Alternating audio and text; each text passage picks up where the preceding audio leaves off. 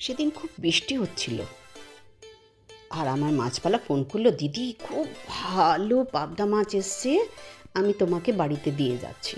তো আধা কিলো পাবদা মাছ ও নিয়ে এলো। দেখলাম না, সত্যি খুব ভালো মাছটা, একদম নদীর টাটকা মাছ। তো আমি রেখে পরিষ্কার করে ধুয়ে কেটে তারপরে নুন হলুদ মাখিয়ে নিলাম। ভাবলাম আজকে একটু সর্ষে বাটা দিয়ে ঝাল বানাই। বৃষ্টিও পড়ছিল, ভাল লাগছিল যে সর্ষে বাটার ঝাল খাবো। কড়াই বসিয়ে দিয়ে একটু সর্ষের তেল গরম বসালাম, আর এদিকে আমি একটু কালো সর্ষে, সাদা সর্ষে আর পোস্ত ভিজিয়ে দিয়েছিলাম গরম জলে, সেটাকে মিক্সির জারে দিয়ে দিলাম।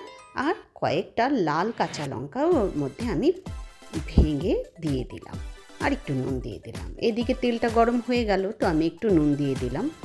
তারপরে ওই পাবদা মাছগুলো একটা একটা করে আমি সাজিয়ে শ্যালো ফ্রাই করলাম।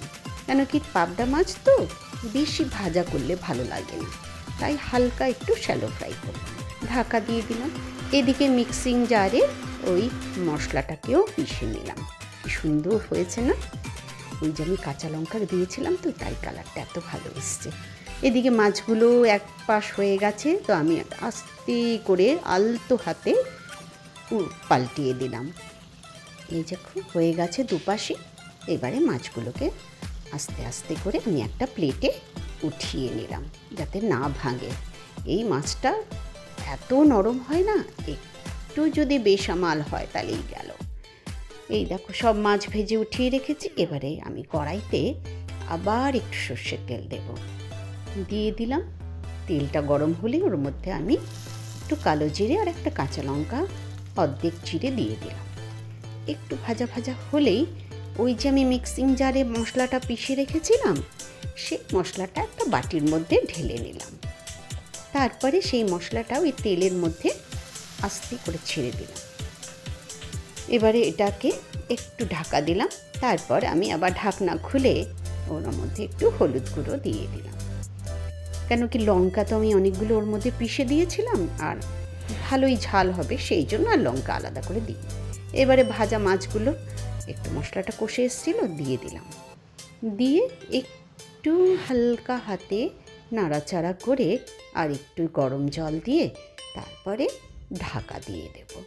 এই দেখো ঢাকা দিয়ে দিলাম। এবার একটু ফুটে উঠলেই ব্যাস আবার একটু মাছগুলোকে পাল্টিয়ে দেব, কেন এক পাশ হয়েছে আরেকটা পাশও হবে, সেই জন্য খুব সাবধানে আস্তে আস্তে করে এগুলোকে পাশ ফিরিয়ে দিতে হয়। এবারে আবার ঢাকনা খুলে দেখলাম বেশ সুন্দর হয়ে এসছে, আর একটা দারুণ ঝাঝালো গন্ধ বেরিয়েছে।